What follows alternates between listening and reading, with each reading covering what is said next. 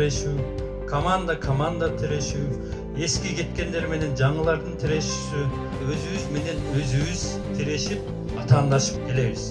Ошолордун арасында мен дагы бармын.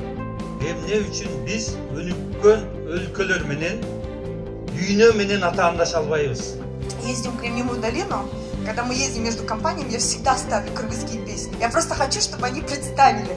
Вот мы едем, дороги прямые, поля такие шикарные, да ухоженные. И тут между делом появляется компания, то видят Google, то Amazon, то знак Фейсбука, но под песню Кыргызстан. Я хочу, чтобы они представляли, каково было бы, если мы создали такую же атмосферу. Адамдар ийгиликке жеткен адамдарга тартылат экен. Ушулардан үйрөнсөм экен, жакын болсом экен. Бул ошо өлкөлөргө да тийишет. Ал жактагылар менен тирешүүгө биздин деңгээлибиз жетпеген үчүн биз өзүбүз менен өзүбүз согушуп келаткенбиз. Ошон үчүн жылыш болбойт. Мамлекетте эмне болуп атат? Мамлекетте кадровый кризис болуп атат. 28 жылдан бери билим берүү системасы өнүкпөйт.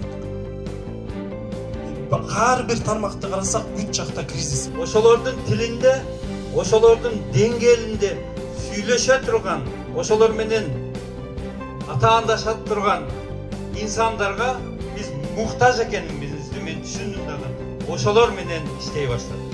Мына ошолордун бир тобун алдыма коюп алып шайлоого кетип атабыз.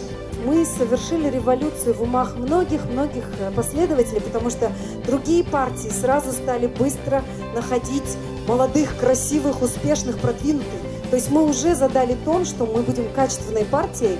Чегарабыздын ыйыктыгы бул биздин стратегиялык объектибиз.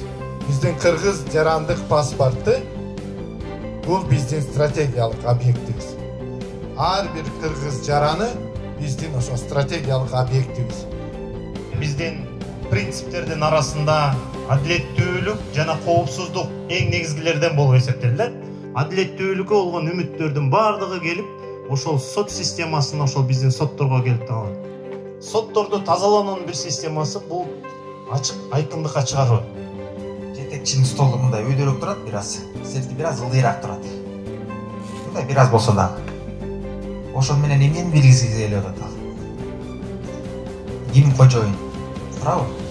Биз өзүбүздүн салыгыбыз менен ар бир жаран өзү салып, ишкерлер салабыз менен биз аларды жумушка албадык беле, иштеп жүргөн. Кантип алар биздин кожоюнубуз болуп калды? Кыргызстандын бюджеттин 80%-ын бул салыктар түзөт. Салыктар дегенде ишкерлердин, өзгөчө жергиликтүү ишкерлердин төлөгөн салыгынан түзүлөт.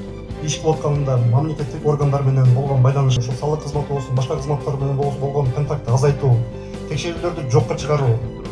Ошондо бизде ишкерлердин бийликке болгон ишеними пайда болот. У нас же были, в принципе, люди, которые приходили, имели видение, имели желание, да, но они сталкивались с обществом, которое сопротивлялось этим решениям, потому что все эти лидеры всегда упускают компонент открытости, общественных обсуждений и вовлечения большого количества людей в принятие решений.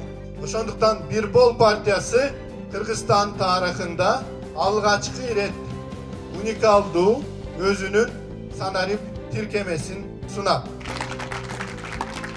Мындан ары коомдук угуу ушул биздин тиркеме аркылуу болот. Сиздер өзүңүздөр ошол коомдук угууга ар бир биздин жаран катышуу мүмкүнчүлүгүнө ээ болосуздар. Акылдын баары кетип калса, анда бул жерде бизде эчтеке калбай калат. Биз акылды ушул жерде калтырып, кеткен акылдарды кайтарып келсек, алар жумуш орундары түзүп, жакшы шарт түзсө, биздин кеткен миллион мигрант өздөрү келишет.